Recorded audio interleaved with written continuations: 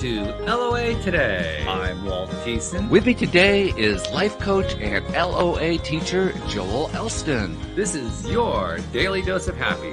We are so happy you decided to join us today. I sneezed right in time for the opening. Well, bless you. Yeah, I was trying to time it. I'm like, let's go. It was good. Yeah, I thought you did that really, really well. Yeah. That's no problem. How are you, buddy? I'm all right. How are you doing there, Joel? Things are really good. Good to see you. Good to see you too. And we have a really fun topic today. This is a topic, honestly, that I have been experiencing directly a lot over the last month or so. People using the phrase that's in the title of today's talk. I don't mean to judge anyone, and then of course they spend the next 5 minutes judging somebody. And it strikes me as really, I usually smile whenever I hear somebody say that because I know what's coming, right? I don't necessarily know what the content is, but I know that, there's going to be a little judgment going on here, and then they're going to try to like slip it past me. Like, maybe you won't notice that I'm judging somebody here. Sure.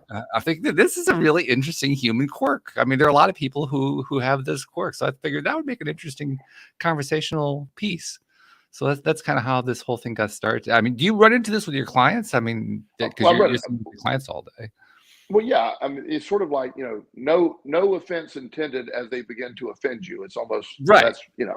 That's, same theory, but the judging, somehow we have it obviously has a negative connotation. I don't mean to judge, but as humans, we judge. It's necessary. Yeah. It is, you walk into an environment, you're judging the environment. I have, I thought of this example one time, and as soon as I saw the topic, I knew I'd share it, so I'd start off with you. I think you know me pretty well. I'm certainly not a racist person. I don't think in negative terms generally. So one night I was driving down from where I was living in South Carolina to Florida, and I was by myself. My children weren't with me, and I often will drive from like 10 p.m. until the next morning. I like driving at night by myself. Oh, okay. So you can do 100 miles an hour. It's fun. There's nobody in your way. You have fun. And I'll just stop in the rest areas and go. So 2:30 in the morning in the middle of nowhere rest area, I pull up to a rest area and get out, and I go into the restroom. Again, I'm a relatively big guy. I'm not really scared of people in general. Well, immediately within 3 minutes of me getting in there, 5 guys come in, pretty rough looking guys. And I start thinking, okay, here we go. I judged the situation, and it was defensive. I was prepared. I didn't know what was about to happen, but it felt instantly. There's 5 guys, rough looking guys, and I'm in there by myself at 2:30 in the morning. There's nobody for miles around, and they believe they're about to get my money. And I'm mentally preparing. What's that going to look like and all that. I get done using the urinal, go wash my hands. They're there, walk by, say, how you guys doing? Very polite, say, good evening, how are you? Went and got in my car and left with no incident at all. But my alert system went up because I found myself in a situation where if they were bad guys, I would have had a real problem. Does it make sense? Yeah, it does make sense. I get it. So it's judging, but it's also protective. So when you walk in, you meet somebody, there is a tendency. You need to evaluate. Is it evaluation or is it judging? Now, I do know there's a concept of judging that we're talking about here, but the idea in general, human nature is to assess everything. You walk into a restaurant, you're assessing it, you're judging it, you're looking at it, you're comparing to what you've seen before, and stuff that we don't know or can't identify. Not only are we judging, we're also filling in the blank with historical stuff just to make it make sense to us. Mm-hmm. So there's a lot to that. And, so when you hear people say, well, I'm not judging, but yes, of course, they're about to judge. But the idea that we've made that something that I don't know how you don't assess or judge. Now, if you're judging personalities and, racist, and I'm not talking about all that stuff. I'm talking about in general, I don't know anybody that you don't meet and think, this is, I have a profile of this person mentally just based on all the people I've met all those years. It's not a bad thing. It's just automatically done. It's sort of fill in the blank. You're touching on a point that I actually have had conversations with other people here on the show over time, and I came to my own definitional scheme, if you will, to help me differentiate. So I differentiate between judging and discerning. And for me, the difference is that discernment is judging without the no attached to it, without the naughty attached to it, without the you shouldn't be doing this attached to it, without the moralism or the the ethical side of it and so forth. It's just, oh, that's green and that's blue. That's discerning. Whereas, oh, that's that green stuff. That's judging. Right. Yeah. And as human beings, we have, part of our survival mechanism requires some discernment and judging at times, I guess. And it's such a close walk in that, the idea that I have one client mentioned this the other day. She's very attractive. She's an Instagram model. She's, relatively famous, and, they automatically, she also has an advanced degree. She's very smart, but people look at her and, she's an Instagram model. They sort of laugh at her, and it's the whole judgment of who she is based on factors that aren't true. She's beautiful. She has a big following on Instagram. A lot of people think assume she has sex with men for money. She does not.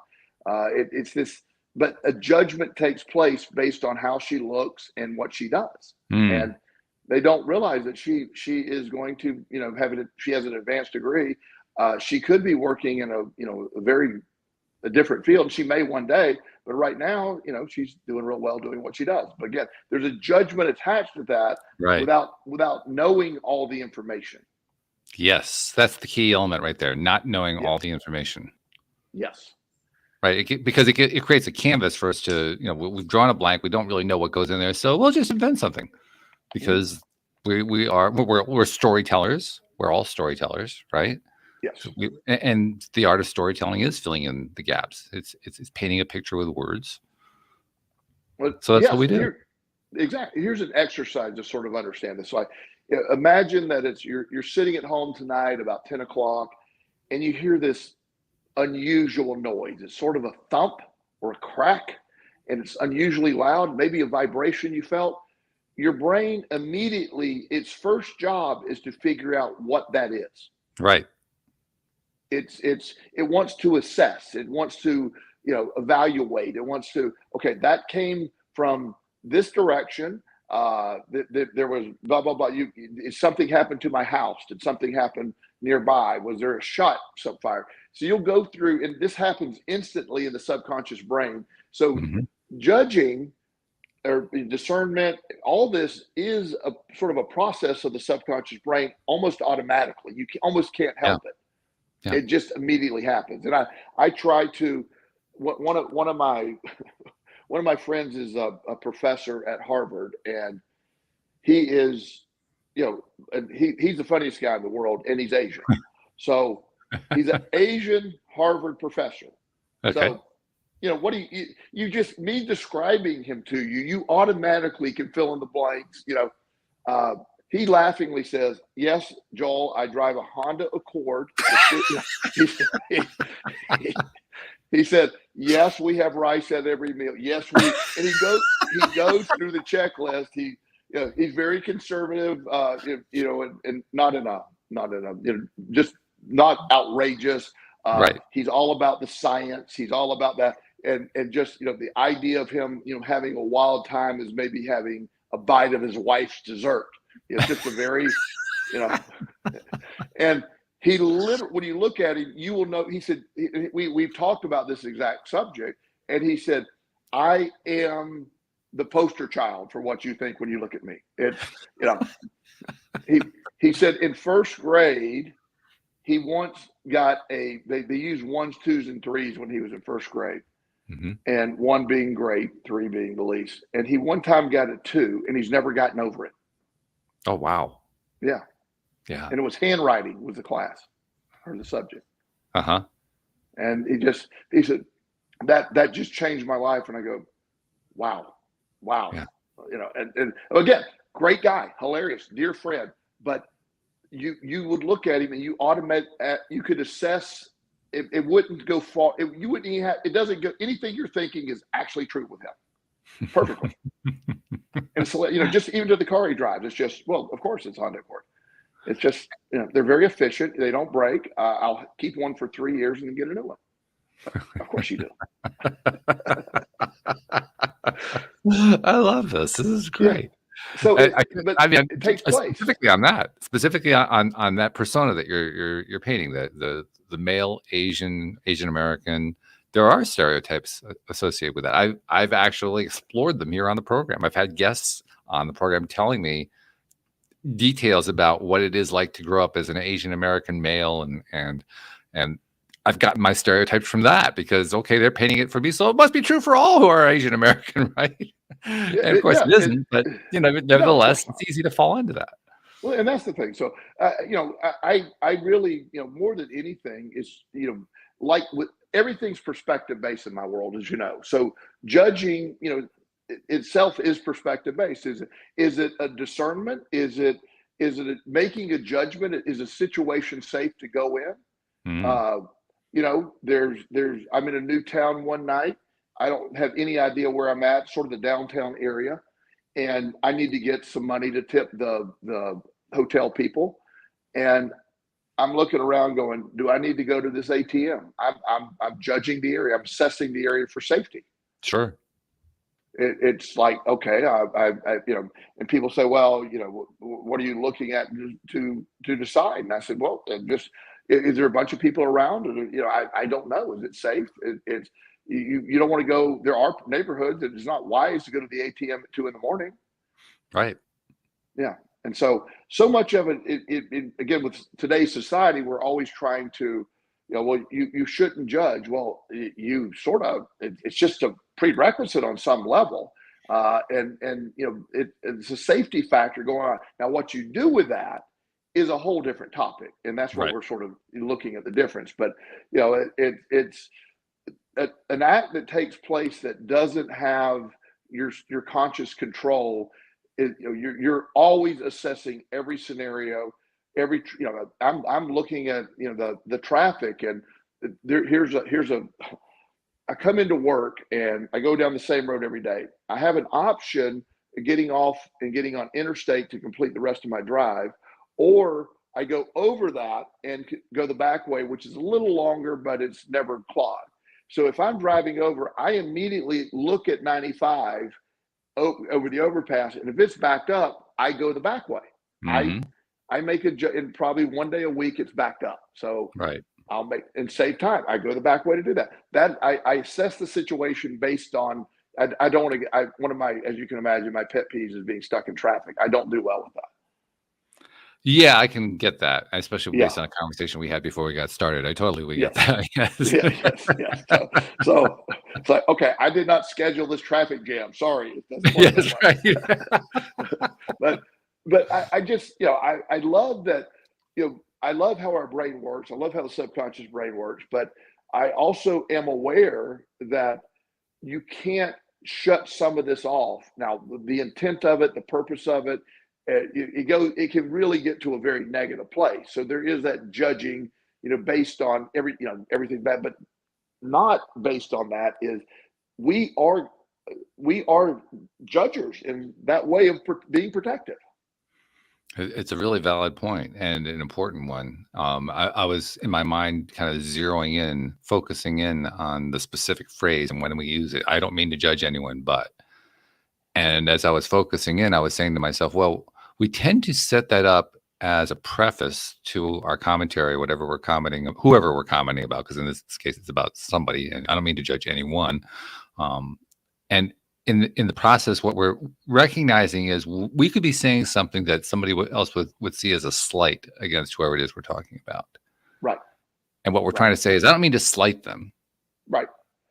Well, right now you have so many situations where everybody is so concerned about being offended or saying the right thing, and you have a lot of that going on. So it's even more difficult right now how do you make statements like that? Not to, and probably shouldn't be making any of the statements at all, but at least in your brain, you're aware, like I said earlier, if you have to tell somebody, I'm no offense intended, but I'm about to offend you. It's you probably don't need to make the statement. It's not a healthy thing. I don't mean to judge is probably followed by whatever you're about to judge is probably not the safest thing to say again in today's world. But as far Probably as not. No. yeah, probably the act of doing it or the act of it's just hard to stop the brain from making.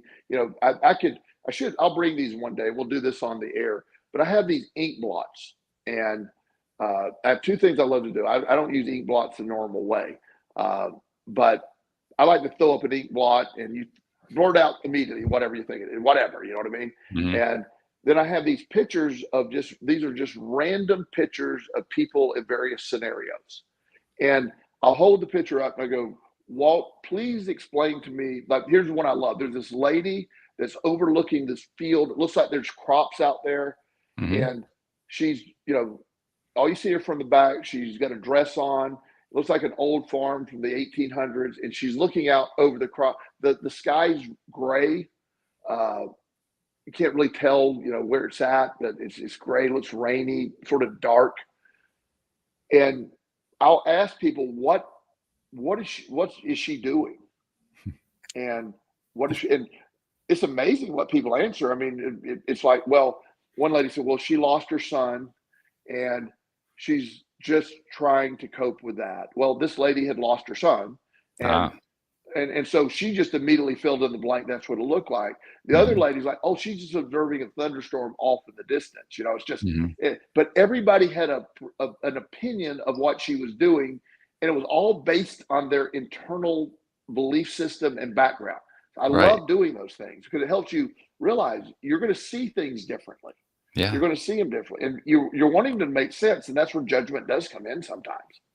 That's a really great point. I love the exercise too. I mean, I've seen people do similar things on social media. What is this? Yeah. Give us the headline of what this scene is actually saying, right?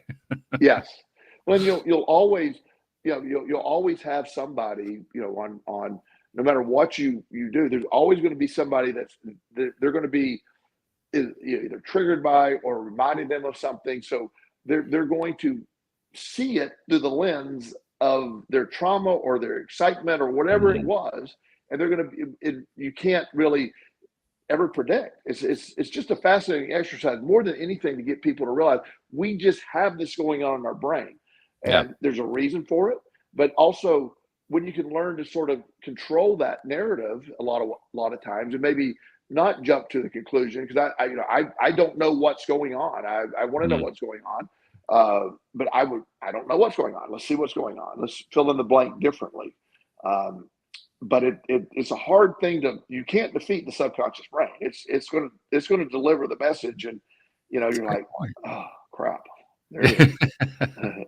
Yeah, there's a certain degree of honesty that comes through whether you want to or not. Yeah, well, yeah, and that's what I love about the children a lot of times, because children don't have that filter. And so they immediately will just say the most unbelievably, embarrassing thing. It's not really embarrassing. They're just stating truth. They're just, it's like, so one of my friends a long time ago, his son, he's grown now. He's a great kid, great young man. But we were all at the movies many years ago. We laugh about this all the time. So there's this lady comes in, she's a big lady, and she was, walking up, and she was at a concession stand. She bought a lot of food. And so as she was walking by, she goes, oh, my back hurts so bad. And she goes, I don't know what the problem is. And it wasn't our person. She just happened to be walking by, and the kid goes, maybe because it's your fat. and she goes, excuse me? And he goes, well, I think you're fat because you eat all that food. And he wasn't being mean. He really he thought she literally wanted an answer to why her back hurt, and pretty obvious to him. Well, you're fat, and wow, you got like this big thing of popcorn and 3 candy bars. You're probably and again, not funny to the people that's going through, but it's just it's a blunt judgment that was pre-programmed. It just made complete sense to him. Right. And Right. he had no social filter. That's funny. That's really Yeah. funny. Yeah. So it's yeah, but it does. Like we were talking before the show about just how it can affect other areas, and uh, we as humans always we I say this I think every week. We view the world through our lens that we developed to what we went through, Right. and when you have scenarios come up that you're expecting, or you have scenarios come up that happened historically, and they keep coming up, it's almost like, well, I'm sort of shocked that hadn't happened yet. And the idea that the law of attraction comes into play, that you literally are going to get what you believe you're going to get, and Hmm. not what you want to get, what you believe you're going to get. Yes. And example, if you've been working on a project multiple years and various projects, and you always get to a thing where it falls apart because of that, and you're like, okay, I'm not going to think that, but that happens every time. You almost wait for it to happen, and you go, there it is, there it is. It's like waiting for the other shoe to drop. You know it's Yes, there. You know it's going to come yes, down at some point, and it's yes, going to hit the floor. Yeah. yes, Yeah. yes. It's a very high level of expectation. Yeah, it's like when you go through a day, and I don't do this anymore, but I used to work running a treatment center, and you have multiple things going on in a day.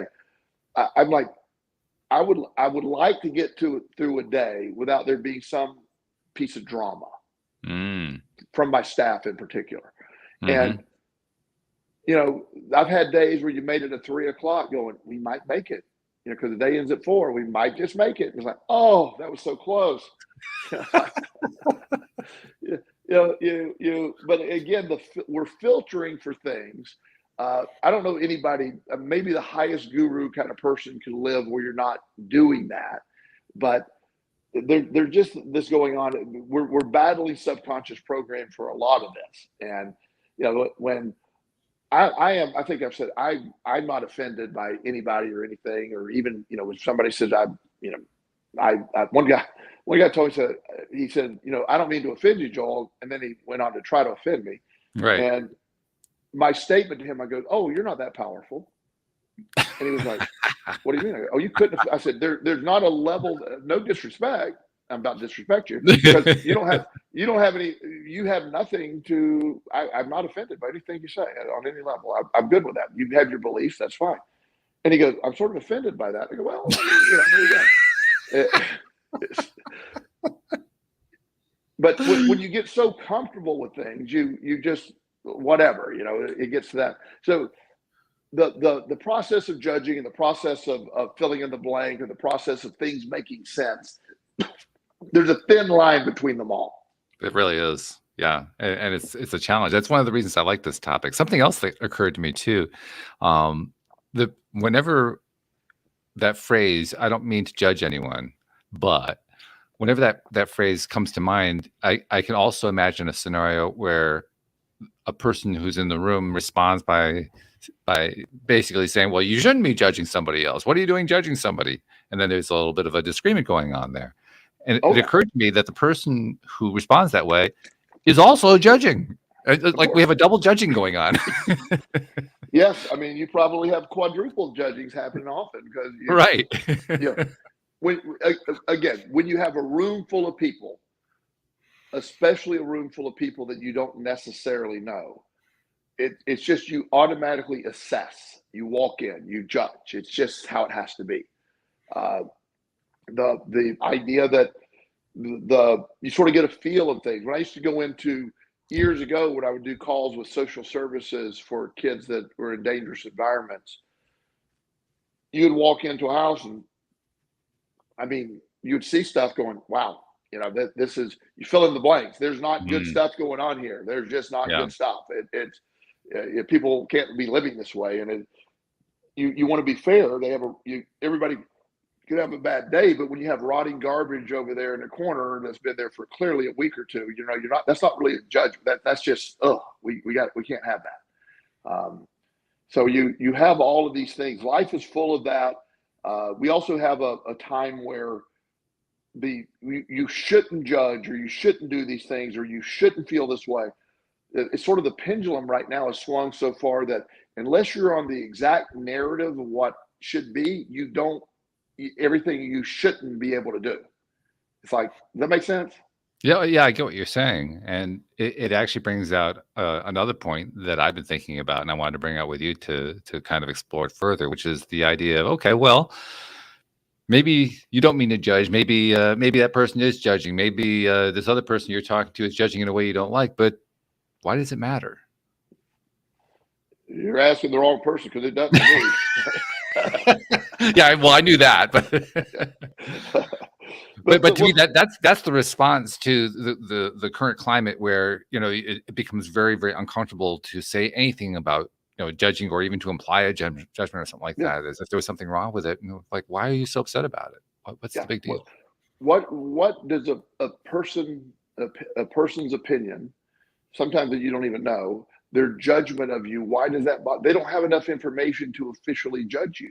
It doesn't work that way, but yet it does. I mean, it's so, again, it's the slippery ground, and some of my beliefs, and I've talked about that. The idea that we've become a society of easily offendable people that are always looking for ways to be offended, and judging can be one. You don't know me, why judge me? Or you think this way, or what? I had a friend one time. We're still friends. I haven't seen him in a long time, but he one time was he had a period in his life. One of his family members had died, and he wanted to he went and got a tattoo, not the best thing, on the side of his neck, right here, big tattoo with his brother's initials on it. And I'm like, and this guy did work in like plumbing and something like that. He did well. Well, in plumbing, it doesn't really matter. I said, have you considered getting it on your shoulder? Because if you ever want to do something different, it's going to hard to be going, with that. It just doesn't fit other jobs. And he goes, I don't care. And I go, well, as long as you don't care, that's fine. I just wondered, the only downside of that, well, about 10 years later, when he got tired of doing plumbing, he wanted to go back to school and be a nurse. And he wasn't overtly rejected, but he would get really far in phone interviews, and when we get there in person, he just never got the job. Yeah, I got it. And he said, I really think that affects when I walk in. Now, that's been many more years than 10 years ago. So today's world, tattoos are a different thing. I don't think it would have that same impact, but back in the day, it really did, because it was an unusual thing to see. So, I get to the biggest answer is, I just don't care. You can judge. I'm like, judge away, swing away. It doesn't do anything. And I'm not just saying that flippantly. It doesn't resonate with me.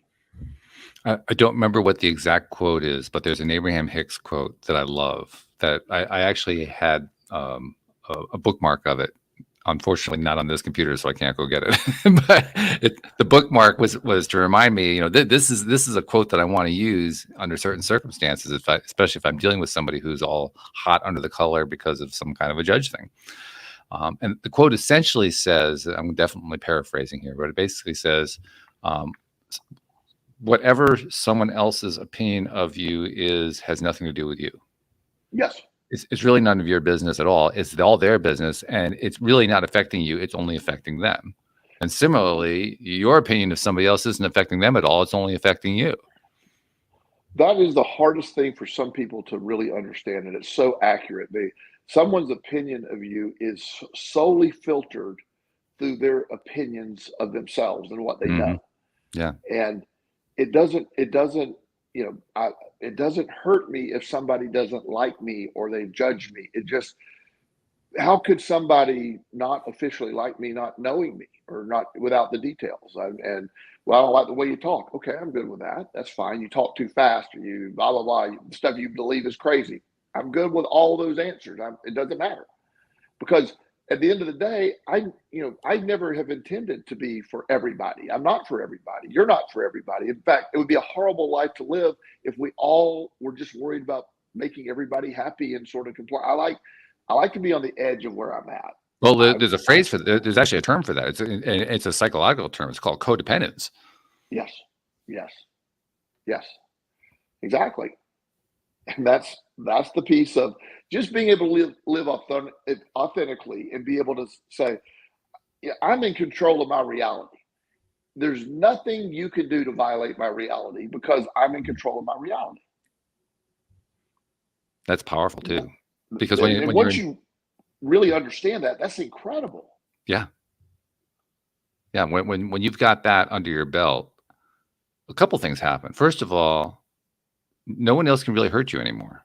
Well, not with the words anyway. I mean, if the five guys sneak up on you while you're in the restroom on the highway, that could be a problem. But you know, other than that situation, nobody can really hurt you anymore. Yeah. Because the only way you can be hurt is if you say, I'm hurt by that, and decide that you're hurt by it. Yeah. And it's a passing thing that, you know, I don't like everybody I meet. It's not a judging thing, and maybe it is a judging thing, but I don't have a conscious thing. There are just certain energies that I don't want to be around. And people that have high anxiety, I feel for them, I really do. And I work with a lot of people with anxiety, but people that have high anxiety that don't work on it and just live that constant anxious state, they drain me. They drain me. I feel sorry for them. I want them to get help, and I have to be aware that, I just can't be around that. And then the ultimate is negative people who are always complaining. We've talked about, always catastrophizing, or I can't get better, or I can't do. I don't have. I have very limited amount of bandwidth that I can give to that, because that's my quickest drain of energy. So I'm with you on that. Actually, I have a similar response to it. I actually I dated a woman where that situation came up. We were attracted to each other. We had chemistry. Everything was great, except she had a background. I think I even mentioned this to you one time. She had a background. It was a horrific background, no doubt about it. Horrible things that happened in her family, but she was convinced that she could never get past it. Yeah. And well, that wasn't going to work for me. I knew, because I'm too growth oriented. That was just going to end up in the long run. That was going to rub me the wrong way. It was not a relationship that could work. I'm not saying there's anything wrong with what she's feeling or what she's experiencing or how it's just not your thing. It doesn't work for me is all. Yeah. Yeah. And the fact is, she can never get over the stuff she can't get over, only because she believes she can't get over the stuff she can't get over. That's the only reason. Yeah. And I can get over no matter what happens in my life, because I believe I can get over no matter what happens in my life. That's the facts. And it's no more difficult than that. But it's also interesting how different the perspective can be, because her perspective was that was not a fact. That was a lie. Yeah. And, again, I in my view, is her view's a lie. And now all of a sudden, I don't mean to judge anyone, no, but my point is, the truth is, I don't really care what her view is, and she's welcome to her belief. If there's some way she's being served because she can't get over, I don't believe there's anything we can't get over. I have, the point of our existence is to grow from whatever happens, and I've had some stuff happen, and I'm not saying it didn't really tear me down and break me down, but I knew my job was to grow from that, to move from that, to push past that. The idea that's just, I'm not going to be stuck in any state of disease or disease, either one, and they're the same thing. Disease or disease, but it's just, I'm not going to live in that. I'm not the victim of what happens. There is a solution to every single thing we go through, and it's my job to find it. I love that. I love the way you stated that. There is a solution to everything we go through, and it's my job to find it. That summarizes my attitude for sure. That's exactly the way I feel about it. I'll go further and say, I think that's the point of humanity. That's why we're here on this planet, to solve these things. I really believe that. I really do. If there is a reason that we're here, and that we come here, we experience things, and it's like we figure it out. It's sort of like a very fancy escape room. You know what I mean? Let's figure it out. Let's get out of this. It's an interesting idea, and it ties into the larger topic that we've talked about a lot here on the program over the years, about polarity, contrast. So we live in this world of polarity where things that we like happen, things we don't like happen. Good things happen and bad things happen. And that's just part of being in this world. That's That's what you signed up for when you bought your ticket and came here. And that's where I usually insert my joke that says, "What on earth was I thinking?" But nevertheless, that's what we're here for. We're here to explore and enjoy. There's the key word, to enjoy this stuff. And we do, by the way. Look how much we love drama. That's what drama is. Yeah. Drama is looking at the negative and the positive going on at the same time and interacting with each other. This is all contrast, and it's people say, well, who don't know my whole story, they'll say, well, nothing's ever bad happened to you, or you don't know what it's like, or like I've shared this with you before. I state unequivocally, and this is my truth, so I don't need any disclaimers. This is my truth. Other than that, I cured my depression and I cured my anxiety with exercise, diet, and meditation and thought, positive law of attraction thought. I cured it. I reprogrammed the part of my brain that was anxious and depressed. Yeah. I did that. You'll be shocked at the number of people who are offended when I say that. Offended? Oh, that's interesting. Because what they're saying is, oh, no, you didn't have real depression. You didn't have real anxiety, because I have real depression and anxiety. And you saying that suggests I could, and I can't. And so basically your viewpoint is perceived as a threat. We were making references earlier to threats. We assess things for threats. So they've assessed that as a threat. Yes, because their reality has become, they are depressed and they are anxious and nothing works. Nothing works. And they're just stuck to deal with it. And anything, if I say, I'm sorry you're going through that, that must be terrible. I'm not saying that's not true for them. But if I later say, I overcame my depression and anxiety with these methods. Oh, you didn't have real depression and anxiety because you can't overcome them with that. So this is kind of a sort of a side piece of the whole, I don't mean to judge anyone thing. It's scorekeeping. Yes. My score is higher than your score. Yes. There's a model. I don't know if you've heard of the trauma score. I have not. Okay. There's in psychology, there's I don't know if anybody even uses it, but there's a trauma score where there's events in your life. They'll ask questions. Have you ever had a child die? Were you ever assaulted sexually as a child? Were you, and they'll go through these things, and they have a number value to what these things are. It's not scientific as much as just trying to let's get an idea of how much trauma you have. Okay. So the idea that like when you got whatever that, let's say 100 is the, if the worst of the worst happened constantly, it's 100, right? Okay. And you that is the ultimate of depression and anxiety and all that, the trauma that you're responding to. That's that. So, when you go through it, I took the trauma score, and so when I answer the questions, where did your parents get a divorce? Yes.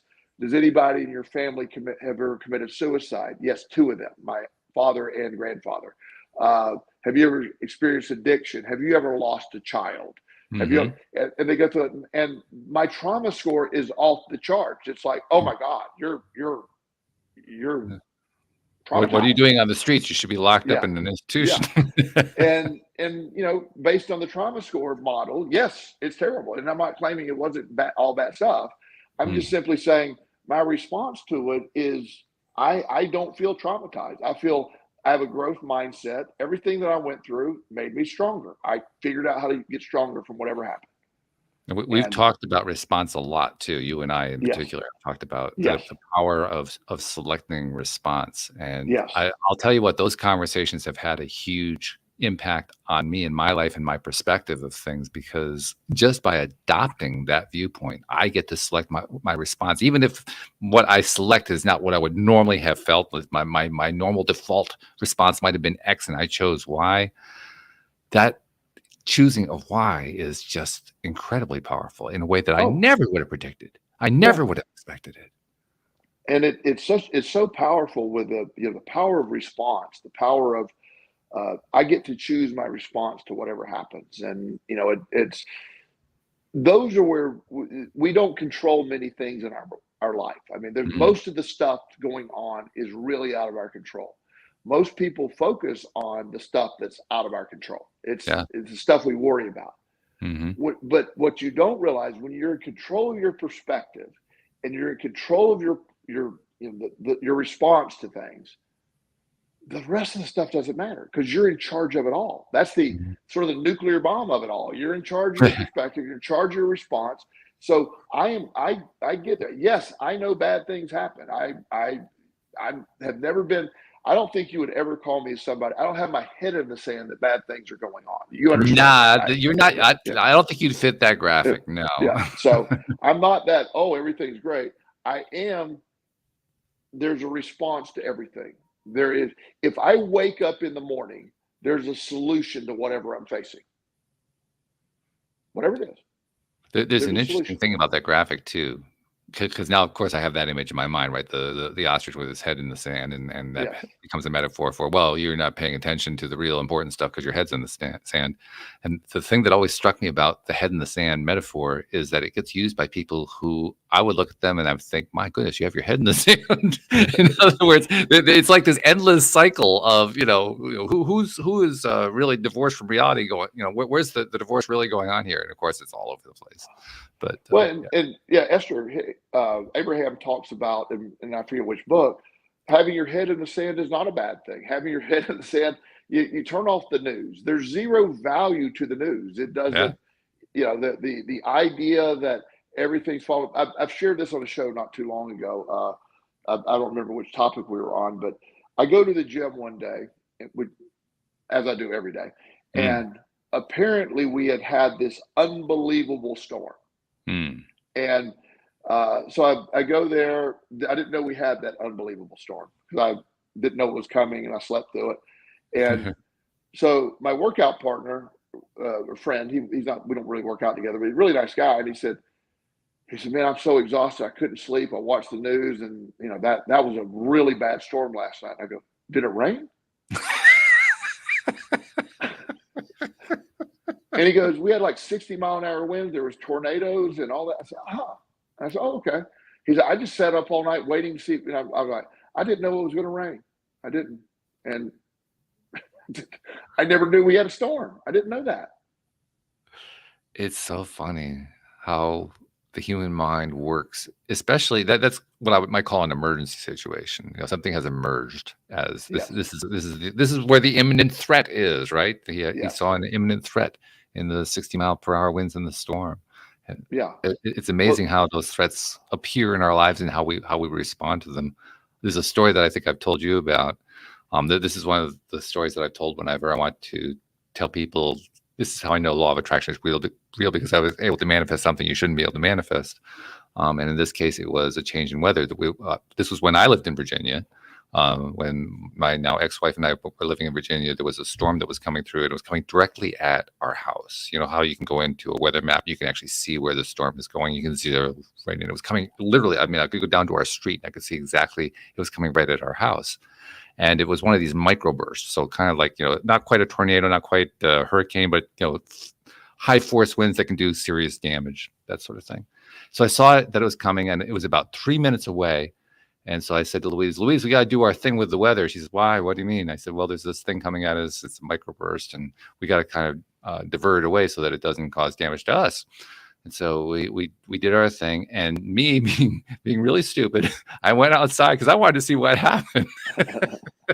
So I go outside, and I'm looking up at the sky, and I see the storm coming at me. And there's like this band of blue right above the house, and there's this massive storm on this side and a massive storm on that side. It's like it's going around the property, right? And it went on its way, and we were fine. The next day we go out looking at the neighborhood. 3 houses to the right on the street, 3 houses to the left, everything was fine. Beyond that, it was like a bomb had gone off. Wow. I mean, branches, limbs down, trees down, all over the place, wires down. I mean, and we still had our power. Other people on the street didn't even have their power. It was amazing. It was an absolutely incredible situation. But I kept thinking about that over and over again. Louise and I changed our perspective. We actually got a different result from what everybody else was experiencing. And I'll bet you we thought about what happened completely differently from the way other people thought about it. Well, you hit on the the idea that when a hurricane's coming or whatever, people turn on the Weather Channel and they just focus nonstop watching the loop and is there any movement, and they're doing that, and the hurricane's going to hit where the hurricane's going to hit. You know what I mean? But yet you're suffering the hit of the hurricane by anticipation. When that happens, it just the idea in my world. And I know this sounds overly simplistic, and I really do believe this. Tomorrow morning, I'm going to either wake up or not wake up. I love that. Yeah. And so I'm going to go full blast tomorrow. I'm planning on waking up, but if I don't have to do this, obviously. But really, that's all you got to do. All these other things are sideshows. Could there be a storm come through tonight? There could be. But all of that, I don't put any energy toward any of that stuff. And the idea that you focus on what we can focus on, control what we control, put all your energy toward that, and that's where the excitement is, because I love to control the things I can control. I'm good at that, and my stuff is always positive based. I'm controlling. I'm healthy. I'm in the gym every day. I eat right for the most part.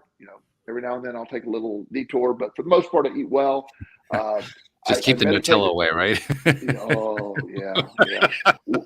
When I go on vacation, it's a Nutella fest, by the way.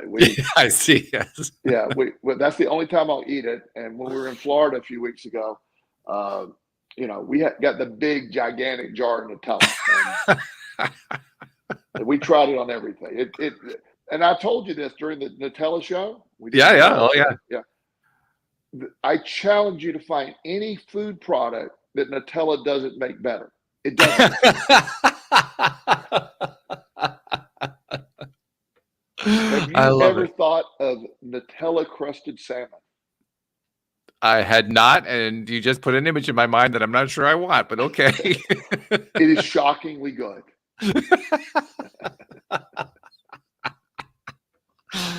Some chef in New Orleans is going to try to mix that one up and see if he can sell it to his clients.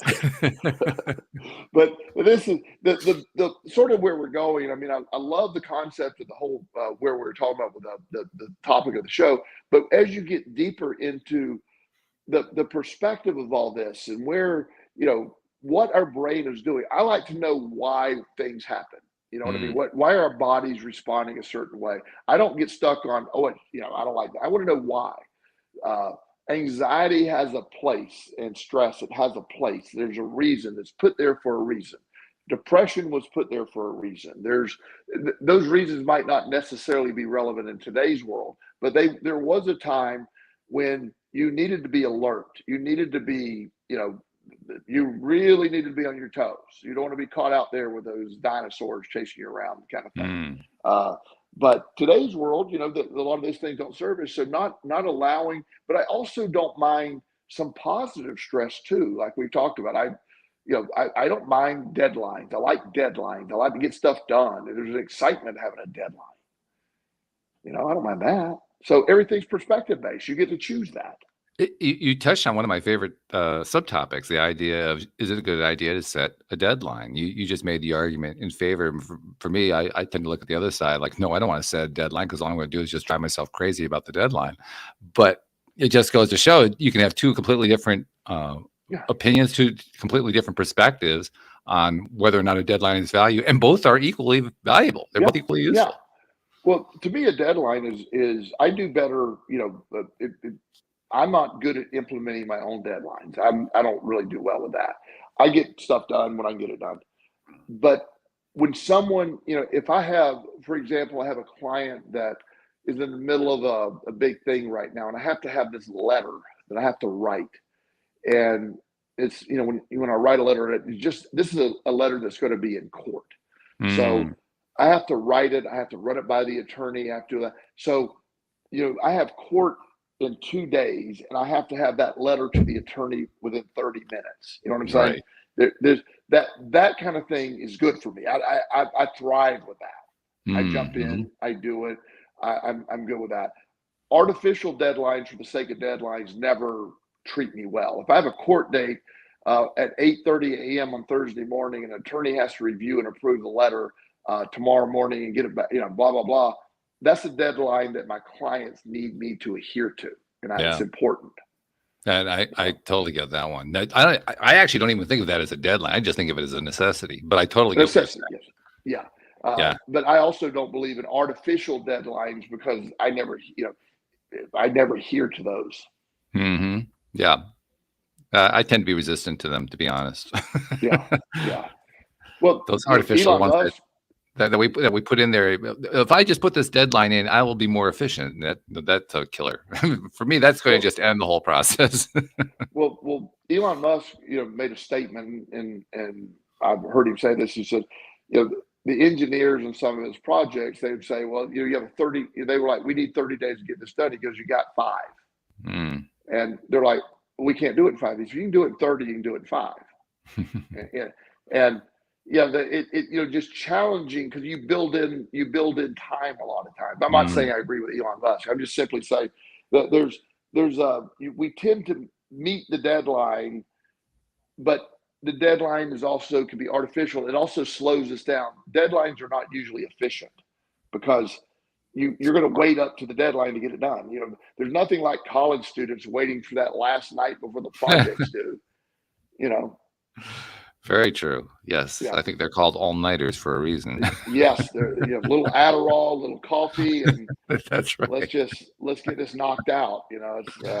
And of course, that's the way that ends up at the end. You end up just knocked out because all of a sudden you fell asleep on the whole thing. Yeah. It's that.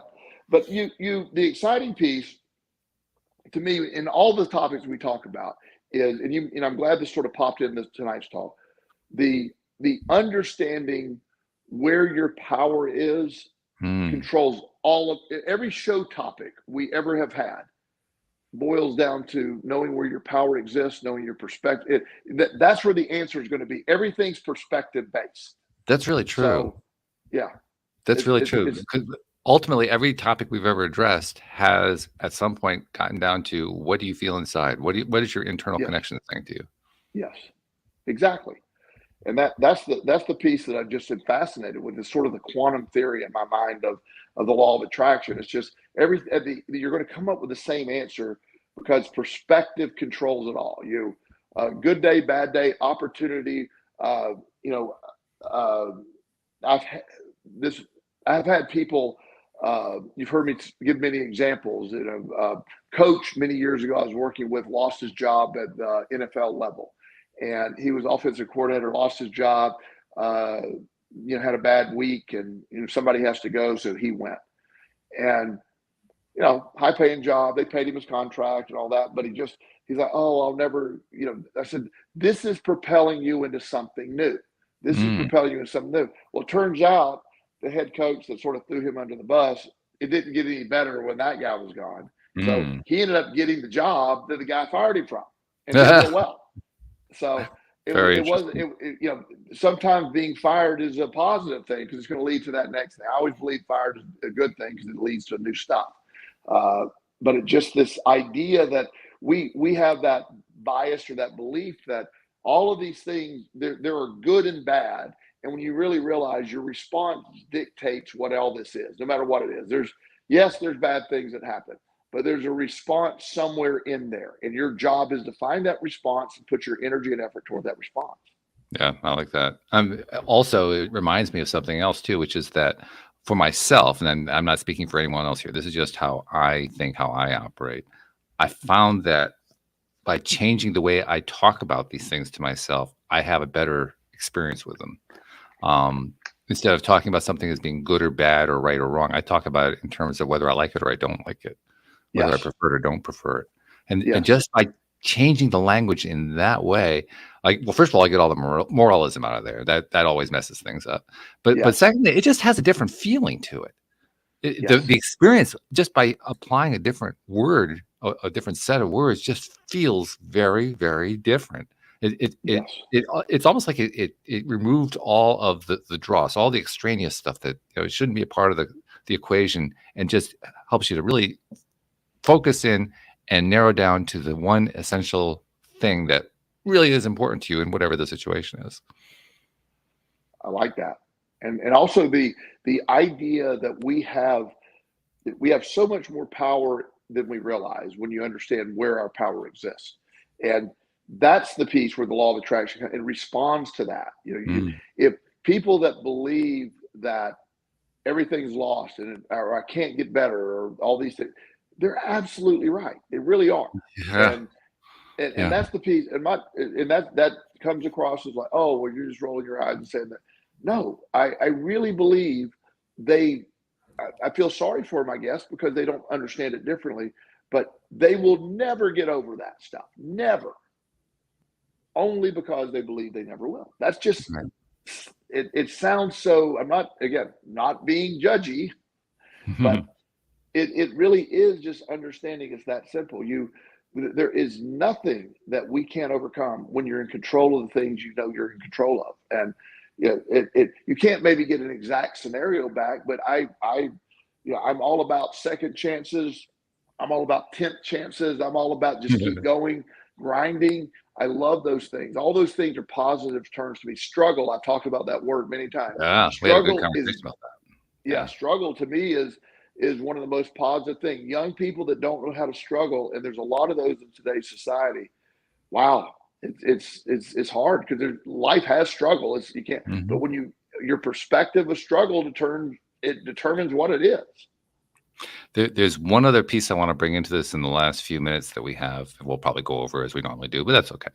But this actually came up yesterday, and Anne Marie and I were doing the show with a guest, and when this came up, we were both marveling. I was particularly marveling at, wow, how did we avoid talking about this for all these years on the show? Because we talk a lot about focus. We talk a lot about perspective.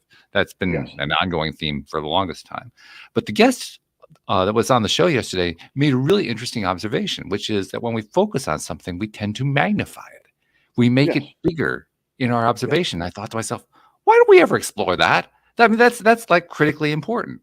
That's really what we're talking about right here. The more that we focus in on a belief, the more we make it true because we magnify it and we make it bigger and bigger and bigger in our own experience. And so therefore it becomes bigger and bigger in our experience. Thoughts have energy.